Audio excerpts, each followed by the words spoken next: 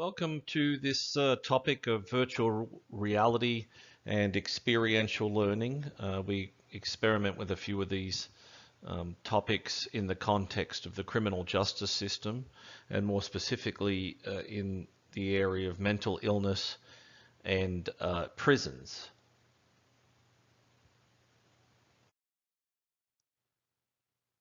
So one of the inherent problems in criminal justice and in teaching students is that there are a lot of criminal justice students. It's a popular major, and there's a limited number of faculty.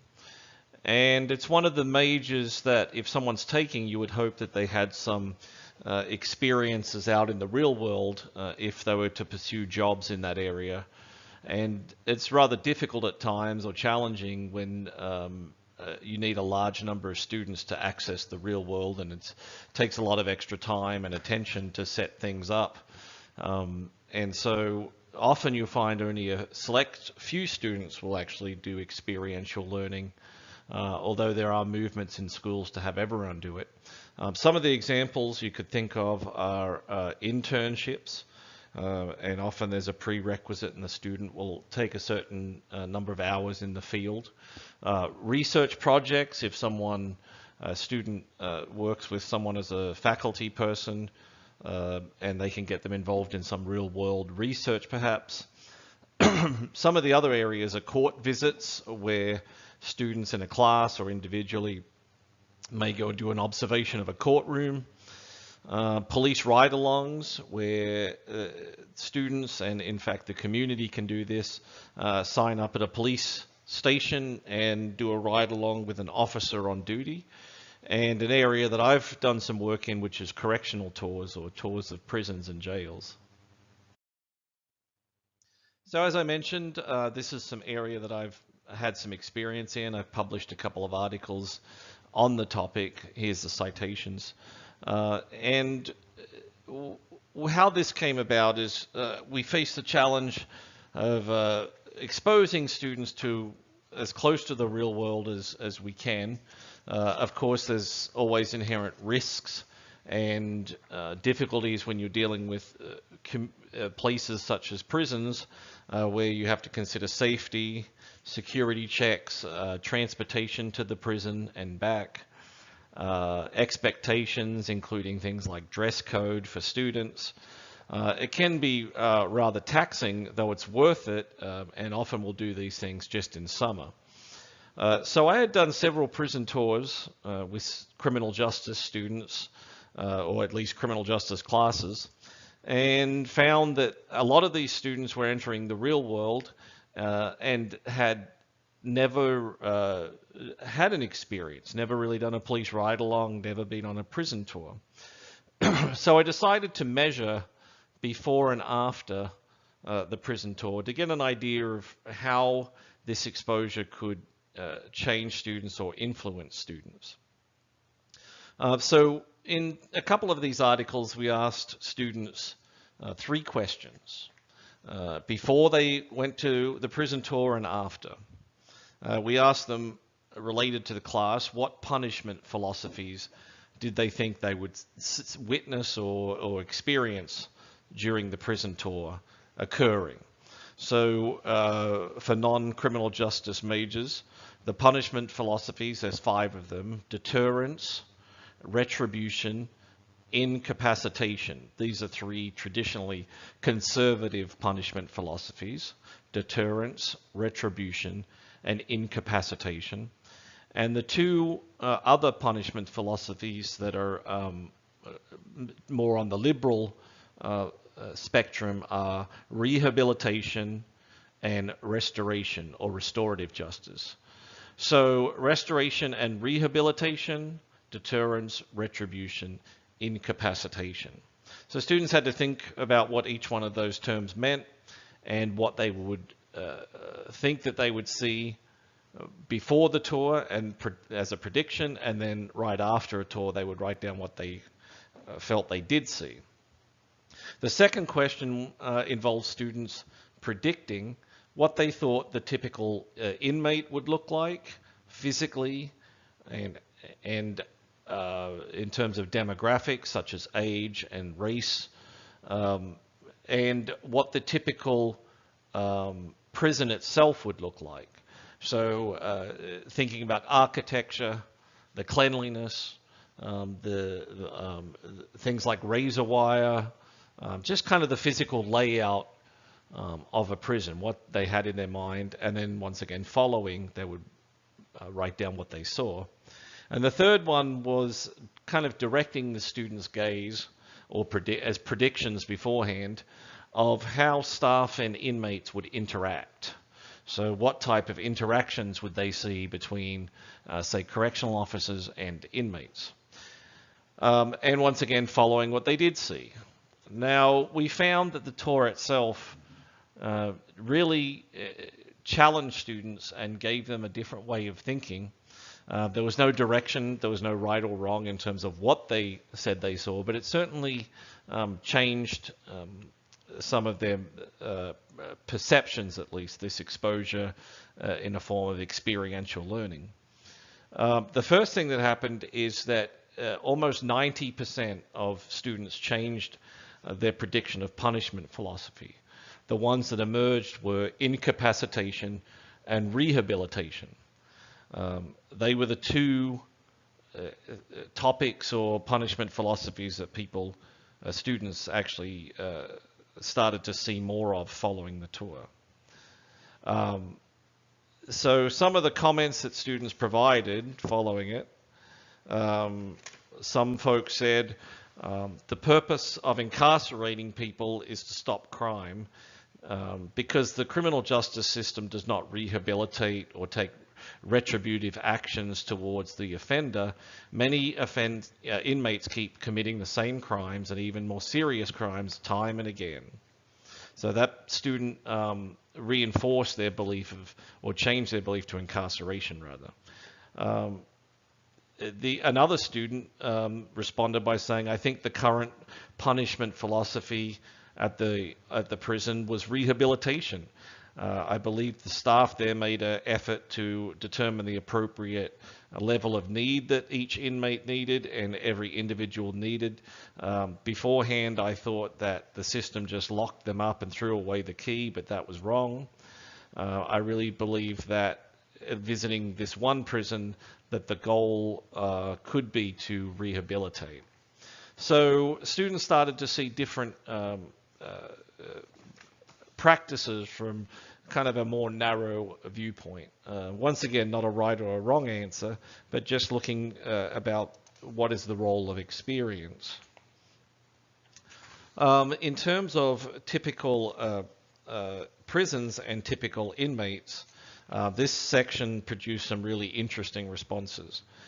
Beforehand, students, and I'm reading from the articles here, they predicted rancid smells, and that every room would be crawling with germs, and every inch as if it was the filthiest place on the planet to visitors.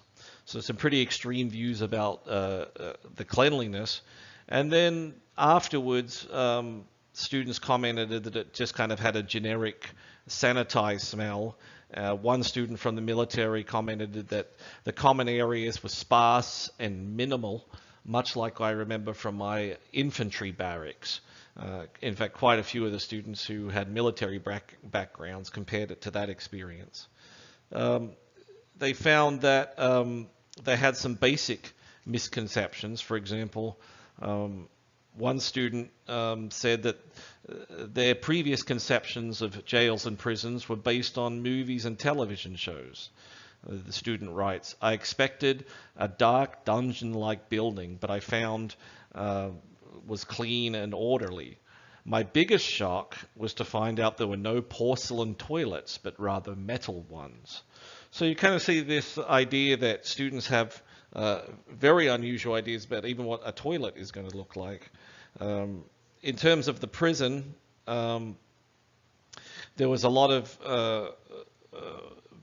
predictions that be a lot of razor wire, and that it would be kind of like a Shawshank Redemption looking prison, kind of an old school prison. And then in terms of how the inmates would act. They said that the inmates, they predicted, and here's just a list of some of the words they predicted. They would be juvenile, ignorant, disrespectful, jealous, swearing, mean, conniving, violent, manipulative, impulsive, and they would be yelling at us. So they had a lot of maybe perhaps some concern about the trip a little bit. Following the trip, following the exposure,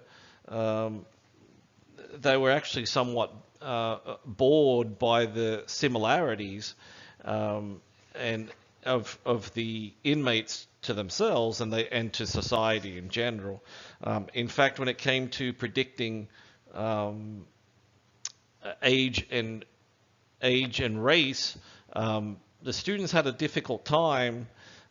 They thought that there would be only mostly minorities incarcerated and mostly young people, but then they found that it was a broad spectrum of people who were inmates. One of the female students actually said, "It was only after I had effort at looking at this one person did I realize that it said inmate. Only then did I realize that she was one of them." So some interesting interactions when you take students out into the field. And as an educator, I believe that should be part of criminal justice education because of its linkage to practitioners for our students, because of the inherent practical nature of the discipline. Criminology certainly has theory, but in criminal justice there does need to be a connection and an experience in terms of students becoming educated. Now, with that being said, where do students get their information? And actually, most people get their information when it comes to the criminal justice system. We know there's a media bias, and I use this word not in the political sense, that is as a key word to dismiss all media and say that there's no reality that's presented. I don't agree with that. I'm using the term media bias just to talk about the process of when a person records visually and audio an event or something happening for purposes of showing it, particularly on television, and following this as an editing process, there's a natural decision-making point of what to include and, more importantly, what's not included. Concepts that are important in criminal justice, such as it being boring for police to do their patrols, and in corrections, the concept of things like inmates doing time. These are boring for TV. These are things that will not be included because there's an audience. Once again, I don't believe this makes the media completely inaccurate or entirely political. I think, in fact, we should critically assess what is included and what's not included. But I also think that these exposures and whether it's media or YouTube media, social media, that if you assess them critically, they can actually inform you, as well as doing your best to get out there and experience aspects of the criminal justice system yourself in person. So two shows that two media portrayals that really kind of stand out for the criminal justice system. The classic is Cops, which actually started in 1989. This is a long-running show that showed police officers and their interaction with the public. It actually changed the way people viewed police officers.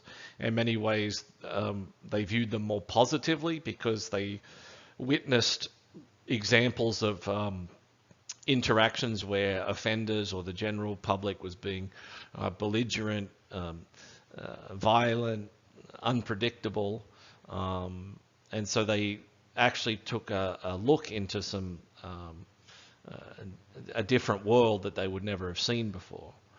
With that being said, once again, there's a lot of police work that is excluded for those reasons, for the facts that they're not violent, they're not dramatic, and they're not as interesting. But for criminal justice and for an education, we need to learn about those things.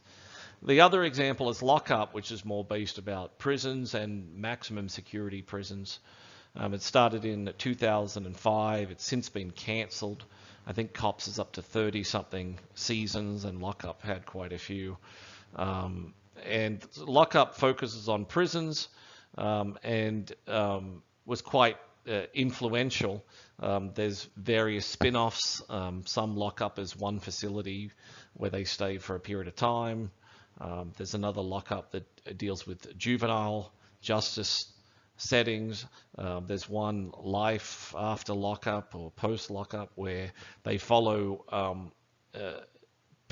inmates who were in the show after they're released from prison. But these are the two shows for criminal justice that are attempting to display some measure of reality to a general public. Cops has received both positive and negative responses. As you can see, there'll be an officer driving with a camera crew sitting in the car. The positives are that it did provide access and for the general public to things they wouldn't normally see. And it could distill that down. The negatives are that people often believe that this is how police work and this is how the system works. For example, there was a study of students at Arizona State who were taking criminal justice courses, and they found that after watching Cops, they were drawn, their first finding is they were drawn to the violence of the program. And then their second finding was that a number of these students found Cops, the scenes that they saw, as both valid and informative in terms of some sort of reality.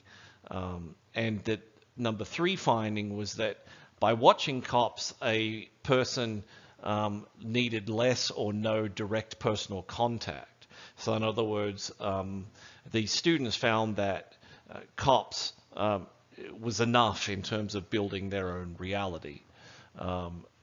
So some interesting findings in terms of how, and these are criminal justice students, how they viewed this. Here is Lockup, and you'll see the same type of setup, a cameraman and then a sound person following them. Obviously inmates know they're being filmed, and they just kind of go around with the same type of approach, acting out, or times of violence, acting violent will, usually capture the attention of the camera. So one of the dilemmas in terms of thinking about what is included in these media examples and what is not is that the media bias, whether it be Cops on the left or Lockup on the right of these images, you as the viewer are always on the outside looking into a police car, looking through the bars or the lockup door to the offenders or the inmates. And this can stop us from asking important questions that we want to think about as criminal justice, or rather criminologists. So for police, if we look at the image on the left, what the question is what is it like to be in the back of a car or placed in the back of a car? What does the arrest process feel like? And also from the policing side, what is it like to be inside of a police car, driving long periods of time? What are you looking for? What are you looking at? Is there any health effects by sitting that long? These are some questions that are interesting, but if we're always looking in one direction, outside in, we might not think of these questions as much. Another example, looking at the right in corrections, is that same notion of looking inside at inmates. We can exclude questions or forget to ask questions like, what is this sense of space? In other words, if I was sitting inside that cell or that detention area, what would my sense of space be like? What would I feel? What would it be like to experience that boredom of doing time? Would it be disorientating if the environment was slow? Prisons are notoriously slow in the way people move and the way things happen. So how would I witness things slowing down? How would I get a sense of what that means? A second media bias that I've encountered a lot, or is pretty common, is what I'll just call universal negativity. This is the idea that almost all images of corrections, and we'll move more towards corrections and prisons, are usually negative. People being violent, people manipulating inmates, hurting each other, stealing, bullying, perhaps even sexual violence. These are the common themes in media images. The problem, however, is that in the American context, we know with long sentences that we now have inmates who will be in prison for a long time and in some cases for life. The sheer statistics of that many people being around each other that long, it seems impossible that statistically there would be no examples of positivity or good things that occur in prison.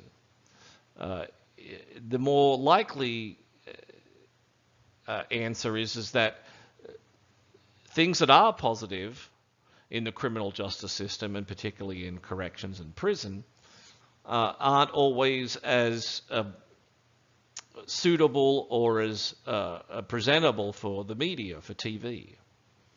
So one example can be seen in this picture, which is something people may not experience unless they visit a prison or do a tour, is the fact that with older inmates, the majority of caregiving occurring in prison happens from inmates to other inmates.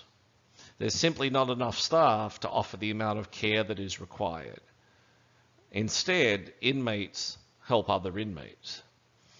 So in this photo, we're now looking at hospice, and the lady on the bed is a nurse, and the inmates are standing up. I'm not sure why they're blocking their face. In some states, you can't photograph an inmate's face, or maybe it's some sort of thing, I'm not sure. But they'd be the inmates that would go around and tend to the very sick and dying inmates who'd be in these beds, and this would be one of their jobs. That's an example of compassion and empathy that you normally don't see in news stories or media images. And this is just one example. In addition to hospice, there's full functioning education systems in prisons where inmates will help tutor or mentor each other in learning. Food services.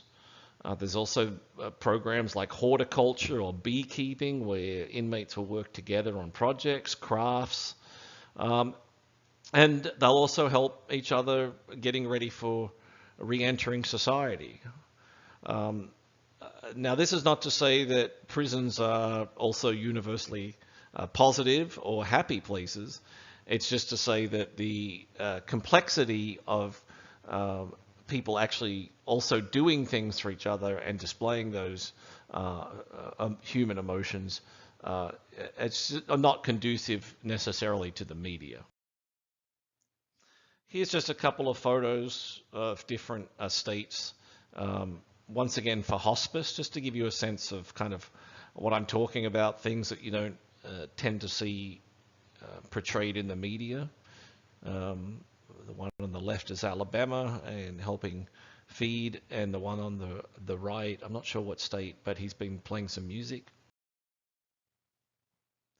A third area to discuss briefly is in media bias is the invisible staff. We found this in the articles that I've just mentioned, and in many media portrayals, staff will be non-existent. There's actually entire television shows, drama shows that focus on inmates where the staff, you don't know their names, you don't know who they are, they're just background characters. In many movies, actually, correctional officers are either invisible, or when they are shown, they're either seen as violent bullies, or they're often the person that's asleep when someone escapes from prison. They'll be like the sleeping idiot or the violent bully. This is actually one of the criticisms of the Stanford prison experiment, where they took students in studying psychology at Stanford and created a mock prison. Some people view it as a reality. The unfortunate part is that they didn't have any expertise in the area. They didn't bring in any ex-inmates or even previous correctional officers to kind of design what a prison would look like. And instead, those chosen to be correctional officers and those who were playing the part of inmates kind of followed media stereotypes to act like the violent bullying officer and the cowering or disrespectful inmate. Not only are staff invisible, but the reality is that when you have an experience such as a prison tour, or you spend time doing research in prison, I continue to be amazed at the number of staff that do come into a prison. Just the sheer number of people that come in and leave every day is actually very high, and the variety of those types of workers is there's a lot of diversity. So one way to think about the staff, and this will come up later when you do your observational videos, because it's usually the first group that you'll forget to look at. You'll be looking at the inmates and you'll forget to look in the background at staff. But one way to conceptualize prison staff is the first group, which is correctional officers, part of what you would call operations, or this is a group of people that are focused mostly on security matters. There's a lot of blurring with jobs, but their primary focus is security matters. So correctional officers, investigators, and other employees who work on security. This could even be employees who have to fix fences or bars or actually physical parts of the prison. A second group I would just term therapy staff. This is a very large, diverse group. It includes counselors, such as mental health counselors, sometimes a psychologist or a psychiatrist, nurses, doctors. Doctors would include specialists such as OBGYN and geriatric services, or HIV service doctor.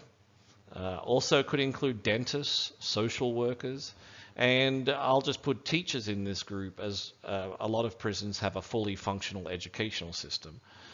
So there's educators and teachers' aides that would be included in that group. A third group would be a loose group that I would call other volunteers, and kind of they are staff even if they're not necessarily being paid in all cases. These would be the pastor and people who are volunteers in religious groups, and also some educators in things like crafts or art and therapy, these smaller programs that may not fit a true education traditional model, but they still have lots of staff that come in to run these programs. So if we look at this photo, this is one example of staff. You've got a mixed group Pretty much the only thing that unites them is badges, different genders, and different roles. Here's another example. You have a correctional officer and you have a nurse or a doctor. In both cases, you'll notice they're female, and females do work in male prisons and males work in female prisons, and that's a personal preference. There's reasons for and against, and it's often a personal decision. But there are quite a few female staff members. That's something that media doesn't always portray. And in this example, this is responding to an incident in a prison using media footage. Looks like it comes from a body camera, actually. And you'll see that you have nursing and medical staff working with security staff. Looks like someone's hit their head or been in a fight, and the staff are working together to make sure that the inmate receives care and is treated. And so not only are staff present, but the nature of the job often requires them to work together on complex problems. So where does all of that lead us? Well, most people would agree that we just talked about 3 media images, but media images in general, when there's more than 3 and they start to add up, lead to distorted beliefs, myths, and opinions that are not based in any sort of evidence or experience. So what this module or activity provides you is a quasi-experiential tour of corrections and specifically mental illness occurring in prison. So I do note that it is quasi in the sense of your physical body is not going into prison to do a tour or to spend time doing research there. But it also recognizes that using technology, and in this case 360-degree cameras, and there's an optional virtual reality part of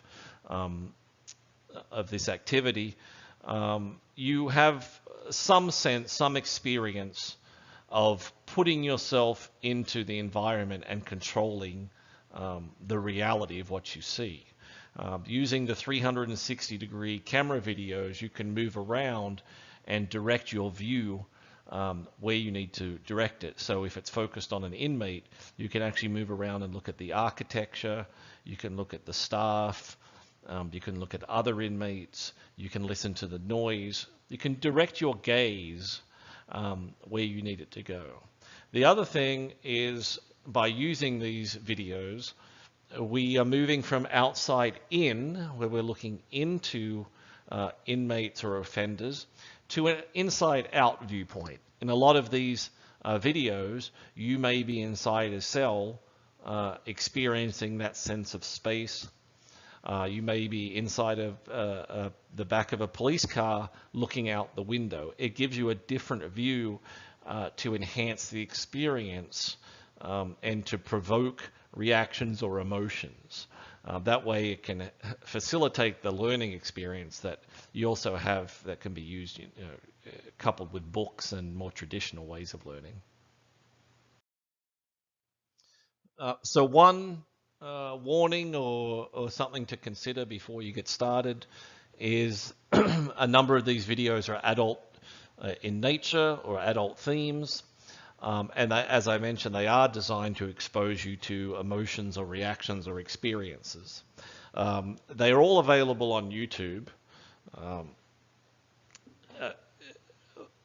but they are potentially triggering because they can give you a feeling of claustrophobia, or they might deal with some symptoms of mental illnesses that a student may even have, or be concerned they have, or just be anxiety producing. As I said, these are all available on YouTube, so nothing is extreme from some extreme part of the internet. But they are designed to approach topics of mental illness and people being stressed out. So there is no obligation to complete these activities if viewing anything disturbs you. If that's the case, you can just email me, let me know you had a problem with it, and we'll deal with it with other arrangements. And there'll be no worries at all. And this is the same throughout the whole videos. If you're watching them and you get part way or all the way through and you want to stop, just stop and just let me know.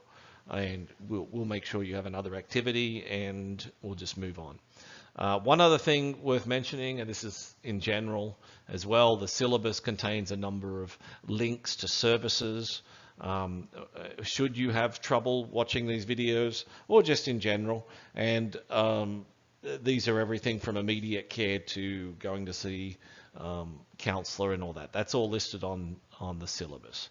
So moving forward, the first set of videos I would like you to watch, and I should say before I begin, if a video happens to be missing as you go through a video link, just move forward.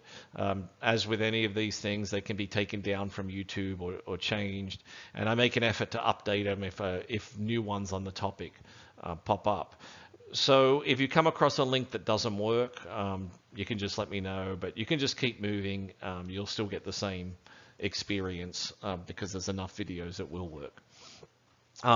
So the first topic, prison perceptions versus reality.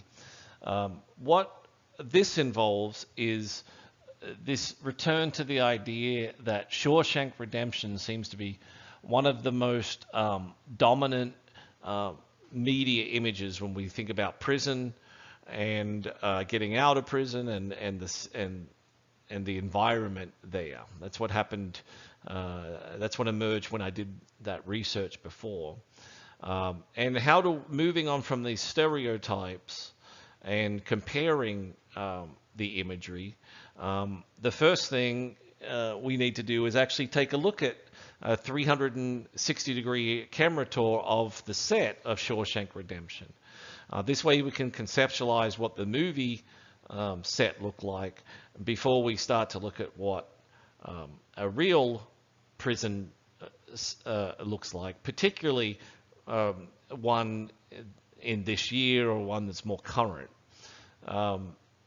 So one of our other tours is a virtual tour of San Quentin death row, where the camera person is interviewing an inmate, and it's a very busy area, so I like this video, and you can move your gaze around to look at the inmates, the staff, the visitors, the way they're interacting, and all the other physical aspects, while still listening to the inmate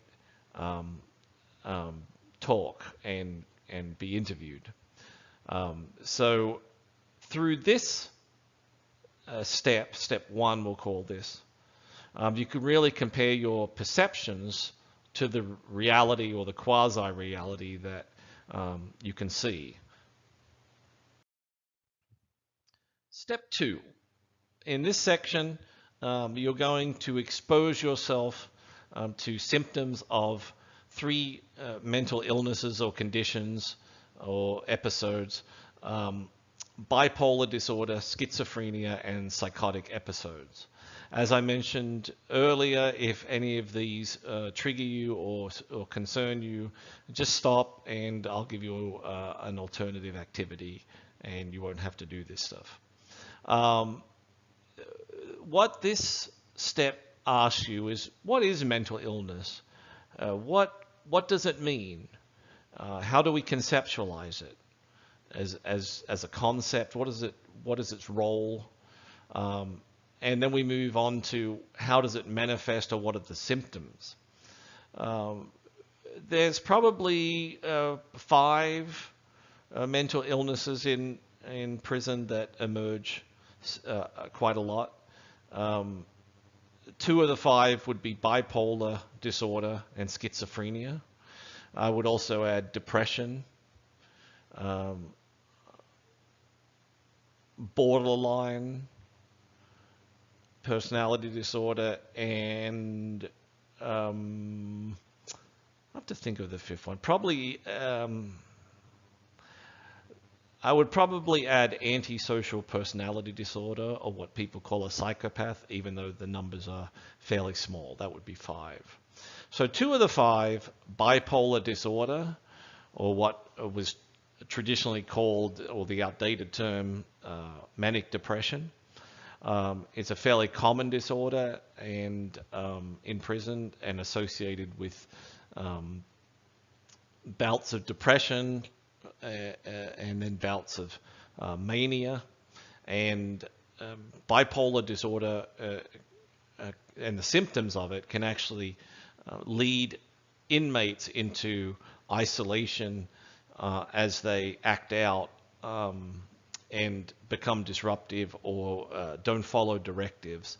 And some of these things can be actually linked to the disorder itself. Schizophrenia is a relatively rare condition. However, it does push people a little bit towards the criminal justice system.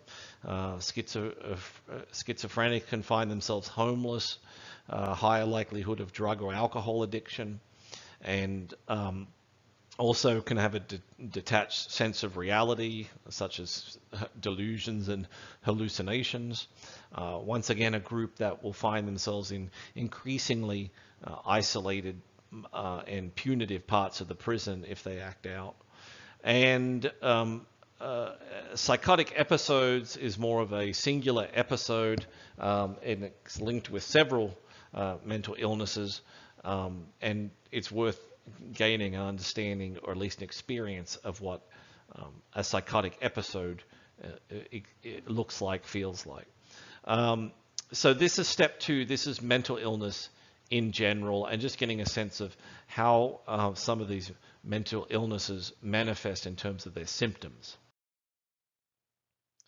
So in this section, when we're thinking about mental illness, some of the questions to think just before you view it is, what is your experiences with mentally ill people in general, in the general public, as well as perhaps friends and family? What is your education on the topic? How far along do you think you are in terms of understanding mental illness, in terms of other classes or your knowledge of it? What treatment options are there for mentally ill people? So not just in prison, but how do we fix mental illnesses? How do we address them? What are the most common or challenging mental illnesses in prison? What are the ones that challenge officers and staff? What are the most misunderstood ones, do you think? And what's it like to experience the symptoms of mental illness?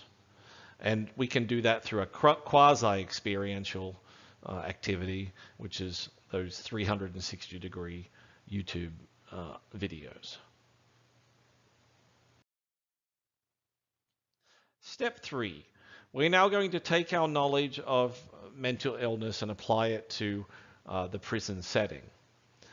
In this section, we need to start thinking about the suitability of placing mentally ill people in isolation, responding to mental illness with punitive responses, such as locking people up or adding time to their sentence, or just getting so frustrated with them that they end up in solitary confinement, where they're in a room in the cell for 23 hours of a day. They are fed there, and then they are let out for 1 hour of activity, often in a cement basketball court by themselves, and then they're taken back to solitary confinement. So we need to start moving in this section towards what happens when mental illness emerges in the prison setting, and are there appropriate policies that we can use to address this. So this has 360-degree YouTube camera videos, and also one optional virtual reality. If you have a headset, you can see what you think of this. Now, these are very challenging. There'll be a sense of space, claustrophobia. They're designed to perhaps promote anxiety, and that's one of the goals. But once again, if it disturbs you, you can stop the experience at any time.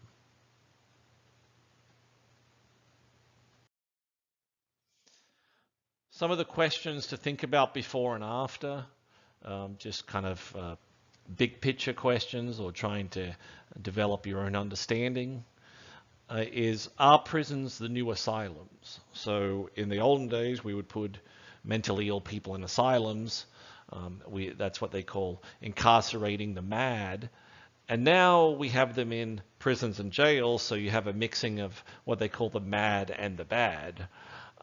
So are prisons a place that are now the new asylums where we just simply house mentally ill people? And is this appropriate? Are they appropriate places for people with the symptoms that you're about to experience?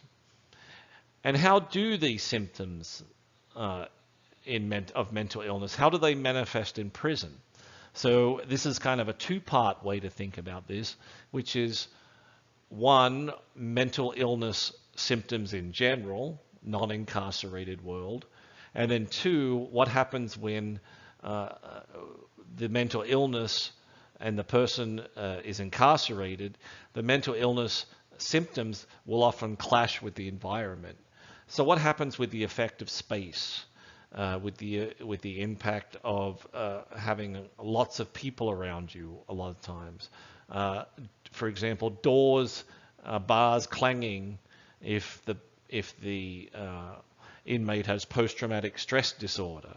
So thinking about how the symptoms of the mental illness interact with the conditions of prison that you see. And then another thing to think about is, what is the impact of using these policies of isolation and solitary confinement? Are there any positives for using them? Are they appropriate? Or are they just a way of trying to lock up the problem and hope it goes away, and in fact making it worse and aggravating those symptoms? So that concludes the lecture. Thank you, and I hope you enjoy the activity.